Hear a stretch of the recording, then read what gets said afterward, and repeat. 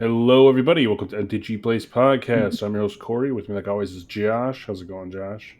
What's up, everybody? Going well?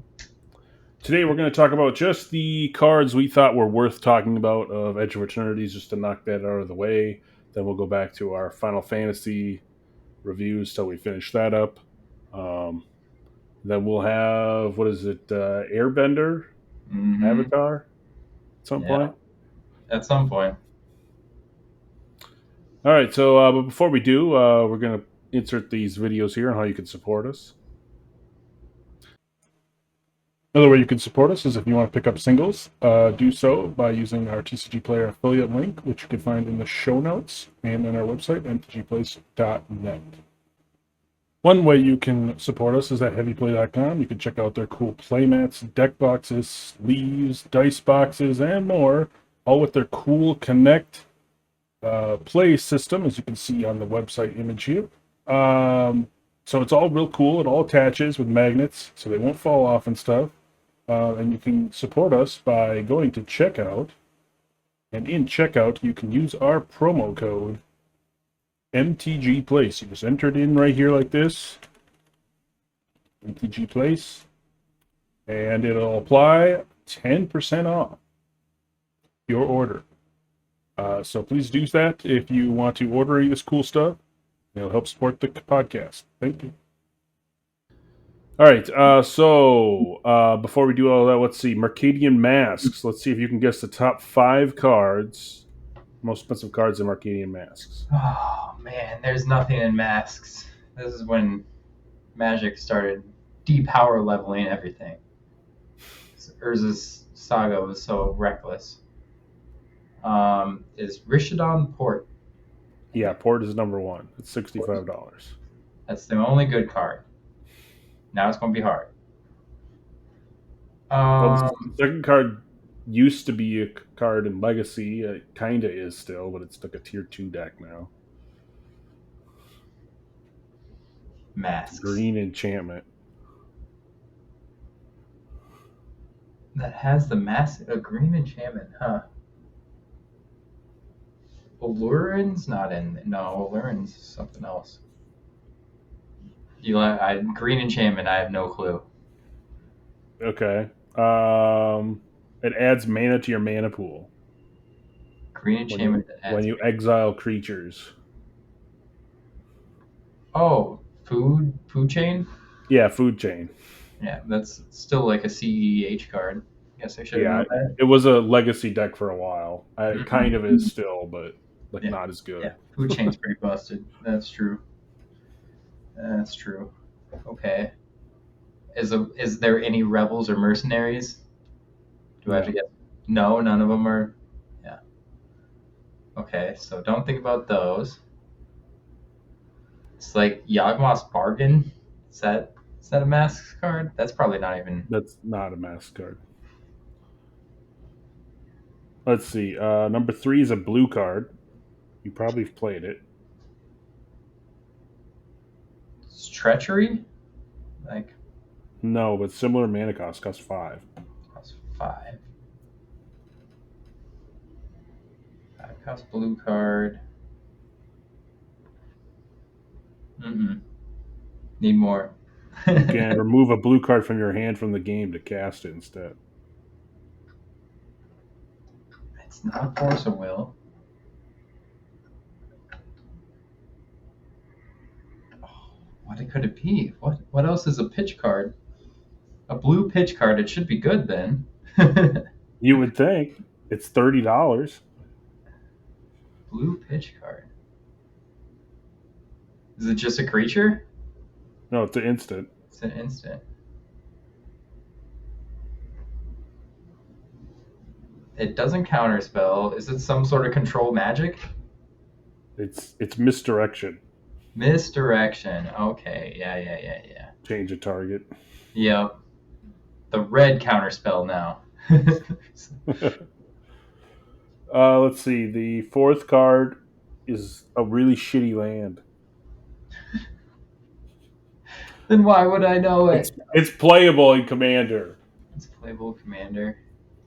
I think there was an invention of it at one point. Really? Oh, is it like Gem Quarry or something like that?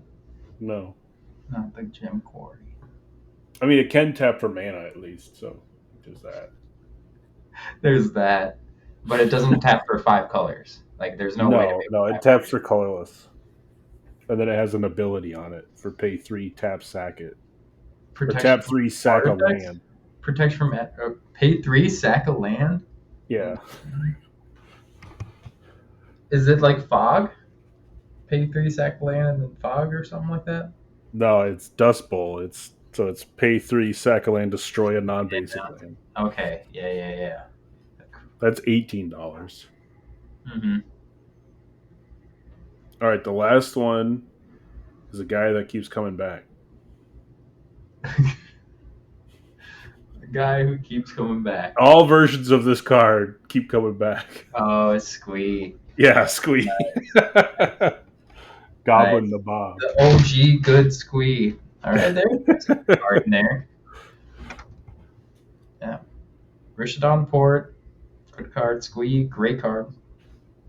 Yeah, Food Chain is played. Misdirection sometimes played. Dust Bowl I think kind of sucks, but I would put it in a colorless commander deck. Maybe that's it. Maybe. yeah, but you could just play Strip Mine and Wasteland. Like, Well, it's your third one. You have only so many colorless lands. you have Ghost Quarters. You have like so many more. Yeah. But this one's repeatable. That's true. Yeah, interesting. All right. So, what is our first card from Edge of Eternities that we're going to talk about? We will talk about probably one of the best card draw spells in recent memory. If Stock Up wasn't printed, just the last set. If there wasn't Stock Up, everyone would be, well, people are still playing. Consult the star charts. It's 1 in a blue for an instant. It's got kicker for 1 in a blue, so if you can do 4 mana or just 2. Look at the top X cards of your library, where X is the number of lands you control. Put one of those cards to your hand, but if the spell was kicked, put 2 of those cards to your hand instead. Rest on the bottom of your library. I mean, it ends up being like a 4-mana dig through time. Yeah, it's pretty good. It's actually really nuts. If Stock Up wasn't like taking the spotlight, people would be talking about this card more. But this is really, really good card. It's playing like, standard. It's like Pillage the Bog from Outlaws, the Golgari one that you can plot, which is like number of lands you control. But like, you wait till turn 4, turn 5 even. Look at the top 5, grab 2 cards. It's basically Stock Up. Right. Card drawing. Pretty nuts. Next up, we got the most busted card in Limited, LG Acolyte, 2 black for a 4/4 human cleric with lifelink. Whenever one or more creatures you control deal combat damage to a player, you draw a card and lose a life. Then it has Void at the beginning of your end step. If a non-land permanent left the battlefield this turn or a spell was warped, you make a 2/2 artifact creature token. Mm-hmm. Yeah, I've seen this in top-end lists of standard decks, just like mono black aggro. It reminds me of the Modern Horizons guy. What was that guy? Yawgmoth? Yawgmoth, right? Yeah, the one that draws cards when you hit them. Whenever you attack, yeah. Yeah. Something like that. I think it was Yawgmoth. Maybe it's Gix. I don't remember. Gix, 100%, Gix. I mean, Yawgmoth draws cards too, but that's in a different way. Gix was the one where you deal combat damage to a player, draw a card. But that one was like each creature you draw a card. This is one or more creatures, so you only get it once, yeah. But still, pretty ridiculous. I don't see the void. And it spits out 2/2s, so. Yeah. Whenever something dies, easy Good way. card.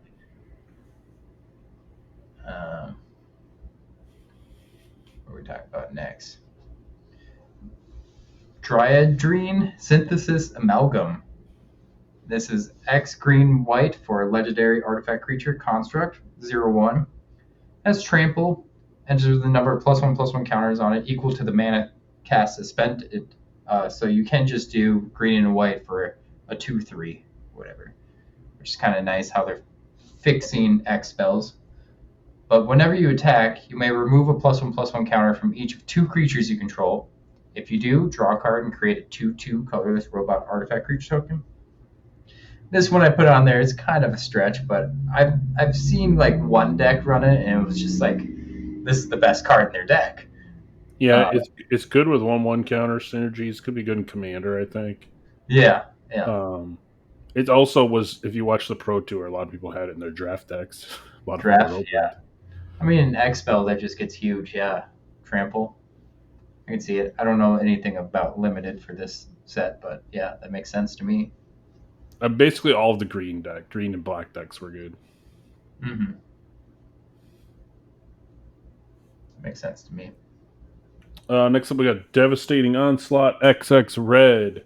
For a sorcery, create X tokens that are copies of target artifact or creature you control. Those tokens gain haste till end of turn.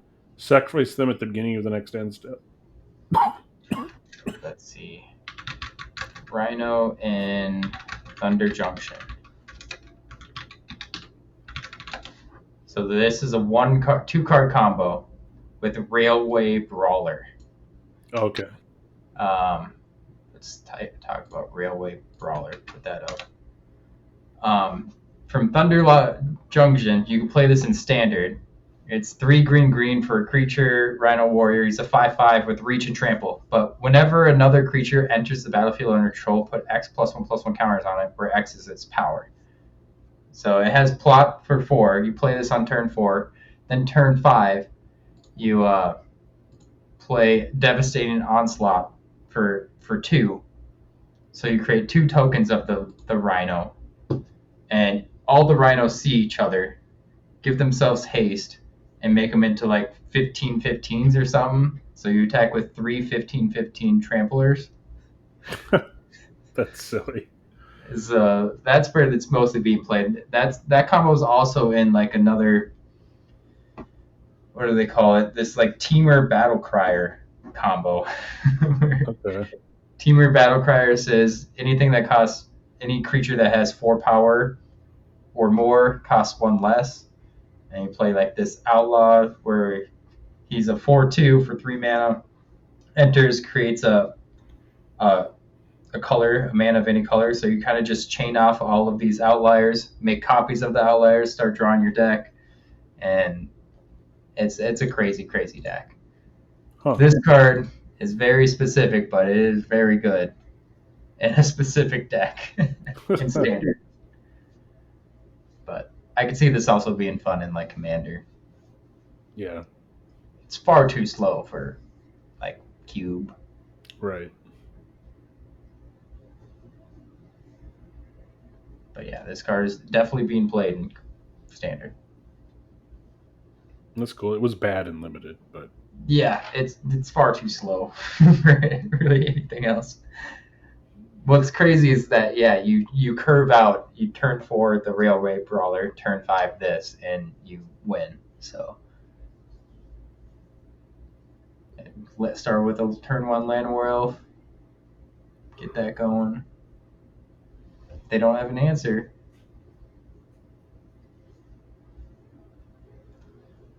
Next we have the Cosmo Grand Zenith. 2 and a white for a 2/4 human soldier. Whenever you cast your second spell each turn, choose 1. You create 2 1/1 white human soldier creature tokens, or you put a +1/+1 counter on each creature you control. Yeah, this card's busted. Yeah, very busted. It's played in Vintage Cube because you have all Moxen and stuff. You can definitely spend 2 spells per turn. Standards played with Pixie. Pixie is a card that's 1 mana, pick up something. So usually you can, if you have a Pixie in hand, you'll pick up something. You can play that something. That's 2 spells in a turn. If you just have a low board, you go really wide, and by like the second time, maybe third time, you get that +1/+1 counter, and it's pretty GG. Yeah, this was busted in limited as well because it was like, okay, just cast 2 spells twice and you're basically winning the game.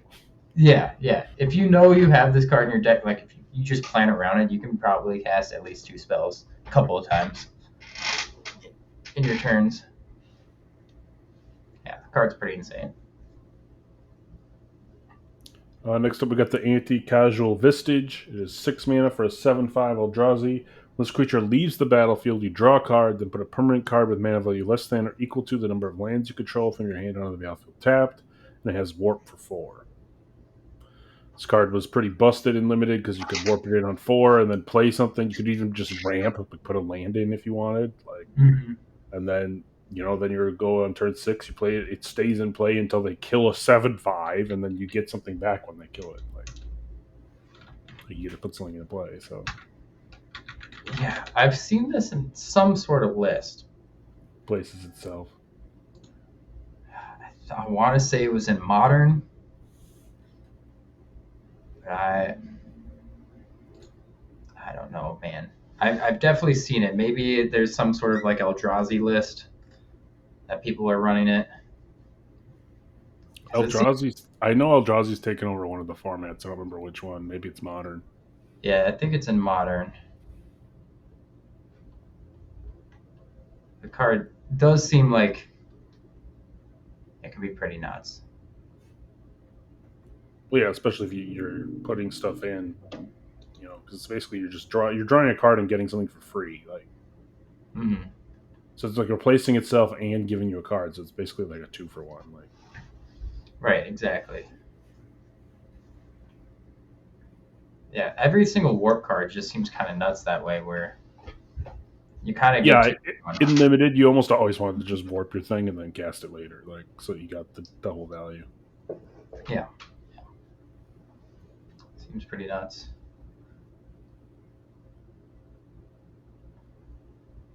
We're going to talk about the planets. We'll just kind of sweep them all at once. First one is Adiga Windswept Bastion. Let's leave this one. It's a land. It's a planet land. They all enter and tap, and they all tap for their single color, but they have station, and station's the new thing where it's kind of like vehicle, but you can only do it at sorcery speed. So tap a creature you control, put a charge counter is equal to the number on equal to its power onto this planet, and then station only as a sorcery. Um, Usually, what you want to do with like station is like you play out your creature the first turn. It doesn't have haste or anything. It's just going to sit there. So if you can afford to not block, which like standard or basically anywhere, it's like too fast to even like block. I don't know. If you can just station them, it's kind of nice. This one has probably the worst one. It's the white one, but pay 3 and a white to tap it to create a token that's a copy of target artifact or enchantment you control, except it's legendary. Activate only as sorcery. That's when you have 12 charge counters on it. Yeah, I mean the best one's the green one because it basically becomes Gaia's Cradle. Guy's Cradle. The blue one is like Tolarian Academy. Yeah, I would probably play the green one over because also in standard there's Duskmourn where it has the survival mechanic. And survival is if the creature is tapped in your second main phase, basically what they wanted is if you attacked and survived, but now you can just station the survival guy and they get their survival bonus. Yeah, that's good. There's one crazy survival card called Kona, the Beast something. It's a 4 mana green creature, but its survival trigger is you get to put a permanent from your hand onto the battlefield tapped. And right now people are putting omniscience out on turn 4. So you have this planet, right? Play Kona on turn 4, tap it to station, and then second main phase, slam omniscience, and go off. If omniscience on the board, you usually win. It's pretty GG. So the lands are important and standard, just probably for that reason. Yep. Next up, we got Emissary Escort. Is 1 blue, 1 and a blue for a 0/4 artifact robot creature, which this creature gets +X+O or X greatest mana value among other artifacts you control. I heard this has been being played in like modern legacy affinity type decks. Um, you just get a lot of like cheap artifacts all for free, or for cheap, but like they might cost 7 still, but then you played it for like 0, and then this is like a Ooh, 2 mana yeah. 7/4. Mirror So Enforcer and stuff like that. yeah, Wow. Okay, that could be like an aggressive list. yeah, Nice.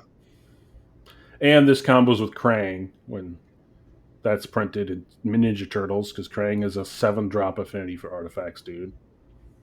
Interesting. So I don't know Krang yet, but heck yeah, yeah. he was just spoiled, but like it's like affinity for artifacts and then like does something for amount of artifacts in play. But it's like okay, so basically it's gonna make affinity super good again in like Legacy, probably. Oh no. Oh no. When I first saw this, this reminded me of Final Fantasy 2 mana 04. If you have 7 or more lands, 8 or more lands, he becomes a 4/4. Like, Yeah. but yeah, with Affinity, this could be pretty nuts. That's funny. I could see that.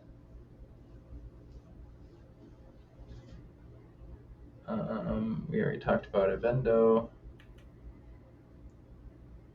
So Genomorph Imago. Genomorph Imago. It's green and blue for 1/3 insect druid. It's got flying, but it has landfall. Whenever a land you control enters, target creature has base power and toughness 3/3 till end of turn. If you control 6 or more lands, that creature has base power and toughness 6/6 until end of turn. I put this on here because there has been some Simic aggro lists and standard where this, yeah, you play it on turn 2, turn 3, you have a 3/3 flyer to hit and face, and eventually it's going to be a 6/6 flyer. Usually target itself. You can target Yeah, other things, I but lost to it in on Arena. They played like turn 1. They played the Siren thing. mm-hmm. Then turn 2 this. Then they made the Siren a 3/3 a bunch of times. Then eventually it was like a 6/6 flying, and I was like, well, I'm dead. I can't block flying. Yeah, and the flying's good. It's pretty. It's definitely an aggro card. Um, yeah, if you have fetch lands too, you can really if you curve out Siren, play Genomorph, turn 3 fetch land. They're both 3/3 flyers coming in. Definitely good in 1v1 formats. Do not play this in Commander. This is not a Commander card for sure. Next up, we got Halia, Guided by Light, 2 and a white for a 3/3 legendary creature, human soldier. Whenever a Halia or another creature or artifact enters, you gain a life. At the beginning of your end step, draw a card if you gain 3 or more life, and it has warp for a single white. Card is busted. This is so good. Um, Played in like the Pixie decks again, right? That one with Cosmogrand and Zenith. You want to cast 2 spells per turn, something like that. But those usually have either the Siren, like Spyglass Siren, or like the Thraben Inspector. I forget what the new one, Novice Inspector or something. Mm-hmm. So Novice Inspector, 1 mana, 1/2. When it enters, you create a clue token. Or the Siren, Spyglass Siren, 1 mana, 1/1 flyer, create a map token. So that's a creature and an artifact. You play Hilaire, warp it in for 1 mana on like turn 2, then play either one of those Novice Inspectors, and that's already going to gain you the 3 life, right? Halia coming out, and the Spyglass Siren with the map token, that's 3. Then you draw a card on turn 2, and you can play this on turn 3 and start comboing off again. It's really good with anything that those 1-drops that create a token. Yeah, I've also seen it played in like that existing. What is it like? They play the rabbit that gains you a life, and they Oh, play the life the gain John, back. the Yeah, Johnny. What is it? Pride Mate. Primate, yep. Some sort of big angels. Yeah. Yeah. Of course, it's going to be good in the life gain deck, but it's pretty crazy with just playing this warp for 1, and then a Spyglass Siren will draw you a You could card. also just play the what is it? The carrot cake that would trigger it twice. Yep. So then, if you just top deck a Pixie, you Pixie the Spyglass Siren, play the Siren again. That's 3 again there. It's, pretty good card.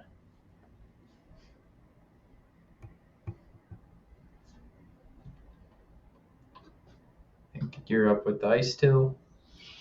Okay. Ice Still Explorer, 2 green green for a 2/4. It's Insect Scout. You may play an additional land on each of your turns. You may play lands from your graveyard. Landfall, whenever a land you control enters, mill a card. Yeah, busted. Crucible on a creature. Crucible plus exploration Yeah, on a plus creature. landfall mill. The landfall mill is actually really huge. Just trying to like, oh, I could really just you don't have anything yet, and you just play the land. Oh, you mill a land. Perfect, got it. You it's gets your graveyard full, gets you those lands. This card is truly one of a kind, busted. It's good in Vintage Cube. Good in Vintage Cube. Oh yeah, if you have Strip Mine, mm-mm-mm. Yeah, yeah, that card's. They keep like let's put Exploration Crucible Worlds together in one card. It's crazy, crazy. I can't believe it's a real card. Next we have Lightstall Inquisitor. It's just a 1 mana 2/1 Angel Wizard with Vigilance. But when this creature enters, each opponent exiles a card from their hand, and they may play that card for as long as it remains exiled. Each spell cast this way costs 1 more to cast, or each land played this way enters tap. So it just snipes a random card. It's either going to cost them 1 more, or have their land enter play tap. Hopefully mess with your opponent. But most importantly, it's just a 1 mana 2/1. Those are usually real good in aggressive lists. Yeah. So It's could good. hurt your opponent, could not, but it's 1 mana 2/1s. Good. Next up, we got the Lumen class frigate, which is 1 and a white for a 3/5 spacecraft with station. If you get 2 counters on it, other creatures you control get +1/+1, so it becomes an anthem. And 12 plus, it becomes a 3/5 flying lifelink. This Yep. is No, a good anthem effect. it's surprisingly like it played in standard. I've seen this. If you start off with turn 1 Lightstall Inquisitor, right? Turn 2 Lumen class frigate, you station the well, you get an attack with the Lightstall Inquisitor because it has vigilance. But then you station it. Lumen class frigate's already going to give you that benefit right away. Anything that has 2 power on turn 1, this card you can follow it up is a great curve. Just being later on a 3/5 flying lifelink, you can get there sometimes, and it's just pretty insane. Next, we have the Might Form Harmonizer, 2 green green for a 4/4 insect druid with landfall. Whenever a land you control enters, double the power of target creature you control until end of turn. It has warp for 2 and a green. I have questions about this one. It is in Vintage Cube, and apparently it's been doing really well, but I've never seen it.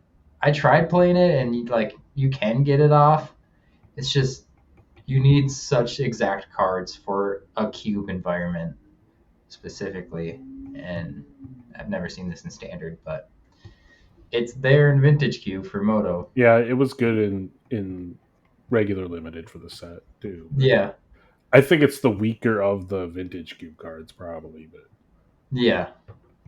yeah, you can do some crazy shenanigans, but especially if you have a fetch land. But Mm-hmm. Yeah, it's just a little hard to set up, but double power can be pretty crazy. Next up, we got the Nova Hellkite, 3 red for a 4/5 flying haste dragon. With when this enters, it deals damage to target creature an opponent controls, and it has warp for 2 and a red, so you can warp it out, slam for 4. This card's beaten me a lot of times on Arena. Standard. Stupid red lists. I'll be about to kill them, and they're like Nova Hellkite win, and I'm like, dang it. Yeah, the haste on here is nuts. So if you warp for 3 mana, you get to attack. You get the enters too, and then you get to play it again for another enters with haste.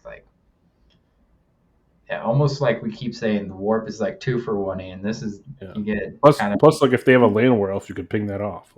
Yep, Llanowar Elf, Spyglass Siren, really. Inquisitor. Yeah. This is one of the really good dragons. It's also in Vintage Cube. I think they're trying it out still.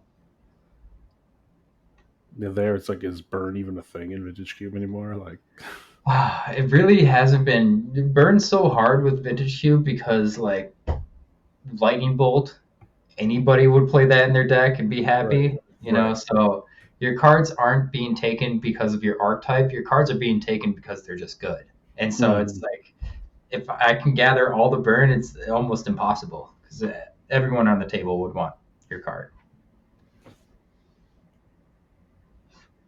All right, next is Ouroboreoid.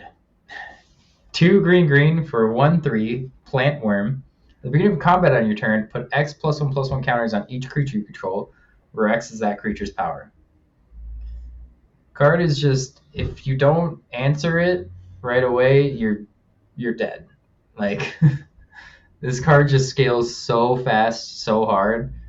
Um, it's crazy. It's honestly nuts. Yeah, it was literally, I think, one of the best rares in the set for Mm, limited, and like it's nuts even in standard. Like I've seen people even trying to play the mono green list that I've been playing and mm, put this in there, yeah, and I'm just like, well, I'm gonna lose if I don't find my way to deal 3 damage to that or 4 damage yeah, to it. yeah, yeah. If you don't answer it the first time you see it, it's over. It really is over. It's so pushed. It's crazy. All Star and Vintage Cube as well. Like, card is nuts. Next up, we got the Pinnacle Emissary. Is 1 blue and a red for a 3/3 artifact robot. Whenever you cast an artifact spell, you make a drone with flying that can only block flyers, and it has warp for a blue or a red, so you can like warp this in, play a bunch of cheap artifacts. Mm-hmm. Yeah, I hear this is being played a lot in modern, where yeah, if you like turn one, warp this in, play your Mox Opal, whatever have you. I think that would turn it on, wouldn't it? Like yeah, Island, play Pinnacle Emissary, warped, Mox Mm-hmm. Opal, you get a 1/1. You can Yeah, tap the Mox Opal, yeah. and that's kind of nuts. Get a 1/1. Like, Mm-hmm. Yeah, I could see this being really good. And then you get to play for 3 later. Like, oh, yep. warp, man, warp. Next, we got the Pinnacle Star Cage. 1 white for an artifact. When this artifact enters, exile all artifacts and creatures with mana value 2 or less until this artifact leaves the battlefield. Has an activated ability for 6 white. Put each card exiled with this artifact into its owner's graveyard. Then you create a 2/2 colorless robot artifact creature token for each card. Put it to the graveyard this way. Sacrifice the artifact. This was the fixed temporary lockdown. I don't know. We lost temporary lockdown in the standard rotation. This kind of just fills that role. It's supposed to destroy mono red, but mono red's still the best deck out there. There's an artifact deck. The thing is like my green deck beats the mono red deck most of the time. Like, Mm-hmm. Yeah. but this card hoses me. Yeah. Yep. Pinnacle Gets Star Cage is pretty it great. gets all the Tifas and all of the, it gets everything Mm-hmm. but the Chocobo basically, and Mm-hmm. the other Yeah. dude. Yeah. It's definitely good.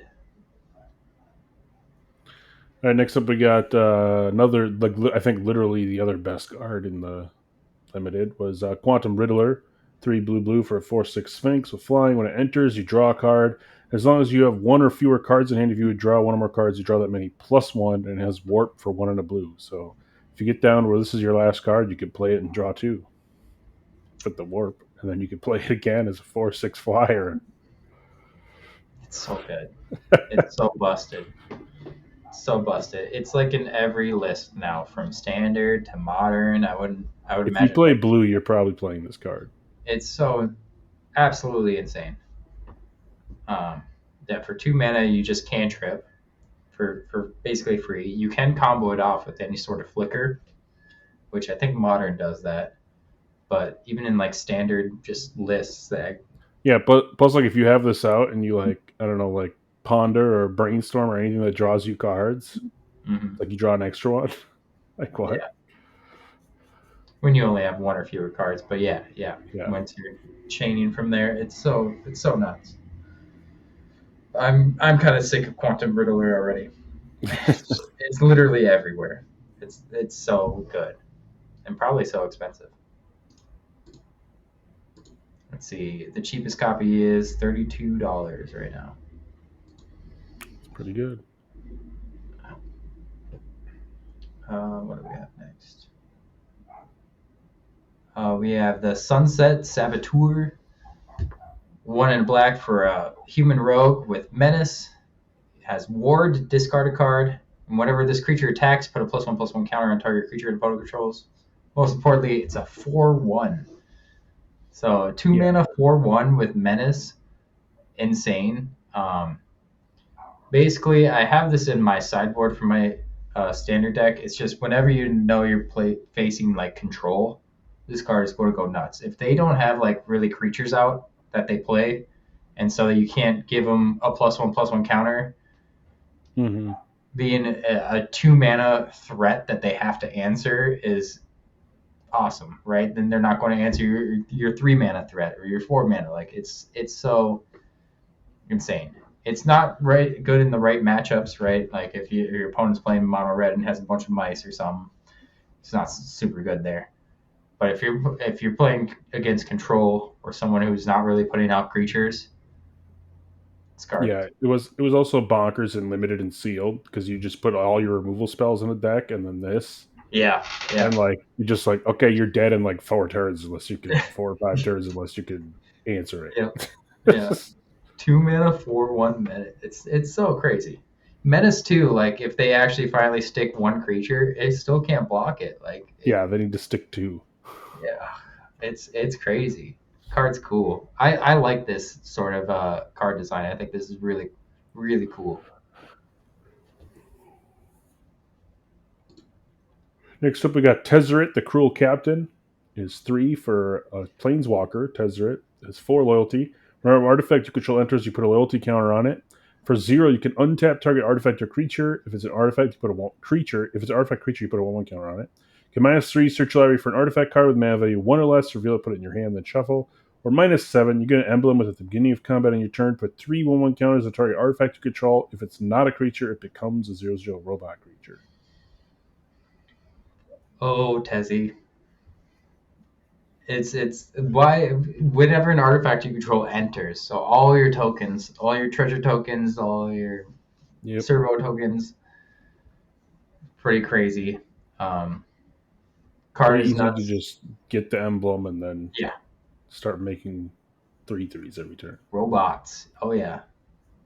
Um, what's kind of nuts is that yeah, for like Vintage Cube, this guy is great. You play him, you search your library for like Mana Vault or uh, someone that also doesn't untap. I guess it's just Mana Vault. But then you get to untap it every single time. Get yourself some great mana. Um, what's also interesting, this is not like Urza's Saga, where Urza's Saga says you need an artifact that's exactly 1 or exactly 0 colorless. This is mana value 1 or less, so you can go and grab your Esper Sentinels if you want, your 1 mana colored Yep. artifacts. So that could be interesting. CEDH or something. I can see. Yeah.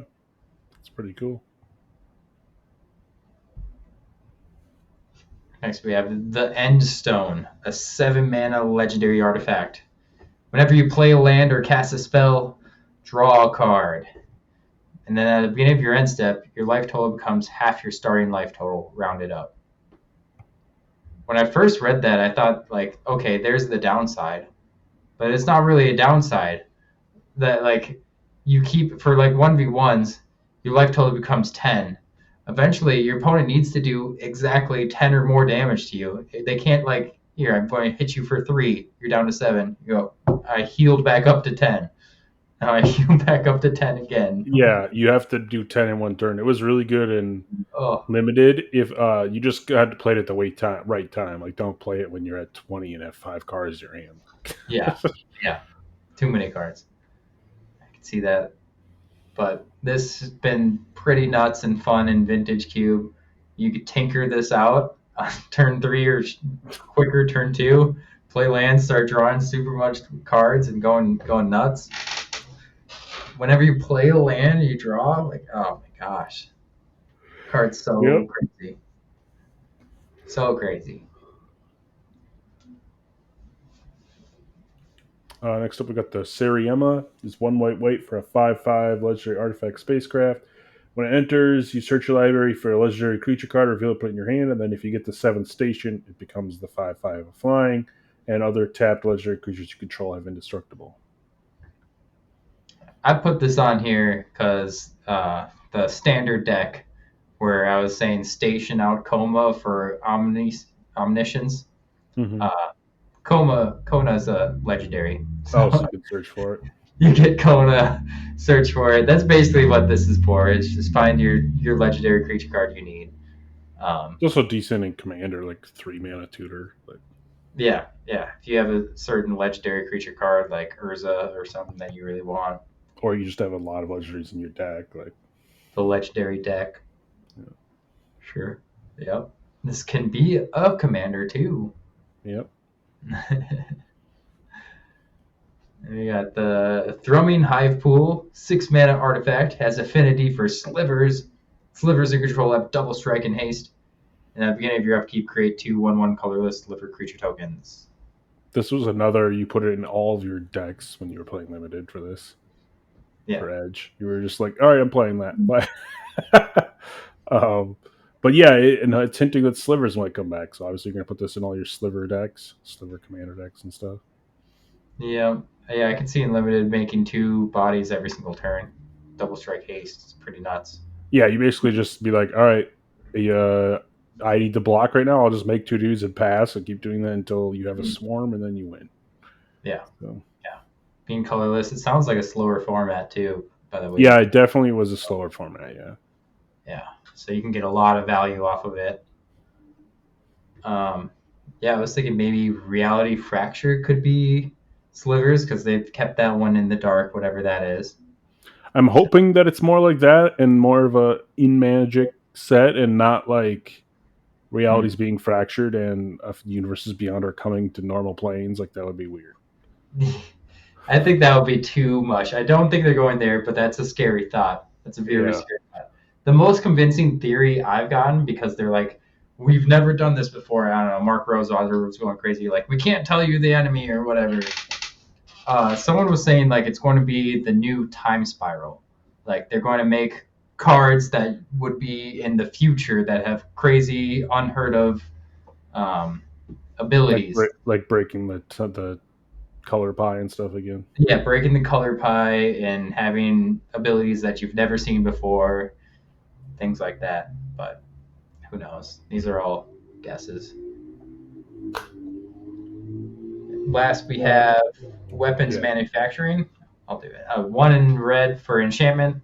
Whenever a non-token artifact you control enters, create a colorless artifact token named Munitions with, when this token leaves the battlefield, it deals 2 damage to any target.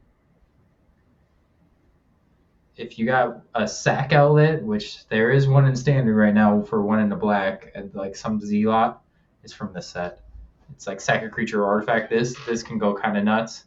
If you can somehow deal with those munitions, 2 damage to any target it can go upstairs. It can hit opponent's creatures. It seems pretty nuts. Yeah, this seems good in Commander too. Like if you just have like, wherever an artifact enters, ping him for 1 or something, and you just keep playing artifacts that make more artifact tokens. More artifacts, affinity for artifacts. And then you have like sack an artifact, do something like get the ping for 2 as well. Yeah. Or have all artifacts have improvise with that inspiring vantage or some sort of thing. Yeah. You can do a lot of things with artifacts, and just being able to make an artifact is pretty nuts. I think I want to say notably this also has 5 shocklands in the set, so those are, if you're opening the set or want to do anything with the set, shocklands are pretty important. in Yep. Magic's history. All right. My crazy card this week is Lightning Storm from Cold Snap. It is 1 red for an instant, where Lightning Storm deals X damage to target creature or player, where X is 3 plus the number of charge counters on it, and it has an activated ability while it's on the stack of discard a land, put 2 charge counters on Lightning Storm. You may choose a new target for it. Any player may pay this ability, but only while Lightning Storm is on the stack. Yeah, an instant that has an activated ability. Huh? Is a crazy card. Crazy card. I think also like saw play though back in the day. Like X damage where X is 3 plus the number of charge counters on it. Like that can be Yeah, a so it's a 3 mana deal 3 no matter what. But you could, for every land you discard, you could do an extra 2 damage or Yeah. damage, 2 damage. That's so funny. And any player could do it. You can also sack some lands. It's just, Well, what it's a- discard from your hand. Yeah. yeah, what a crazy card. Oh yeah, discard. You can discard some lands. Yeah. Yep. Correct. Hey, anyone want to help me kill this? Who has lands in their hand? Play Yeah, Commander. yeah. Great commander card. They need to make that your opponents can help. All right, I have a combo for you with the Final Fantasy commander called Hope Ishtime. Ishtime. He's the white and blue 2/2 legendary human wizard with lifelink. By the beginning of your end step, each opponent mills X cards, where X is the amount of life you gain this turn. Now, how are we going to gain life? Here's an old classic life gain combo. Famished Paladin. It's from Ixalan, 1 and a white, 3/3. It doesn't untap during your untap steps, but whenever you gain life, untap him. Right? And there is a Shadowmoor card called Resplendent Mentor for 4 and a white. It's a 2/2 Kithkin cleric, but it says white creatures you control have tap, gain a life. So your Famished Paladin can now tap, gain a life, and then whenever you gain a life, he untaps. Tap, gain a life, untaps. Taps it, make infinite life gain, right? That's already awesome. But with Hope each time, at your end step, everybody mills their entire deck. Combo. Ridiculous.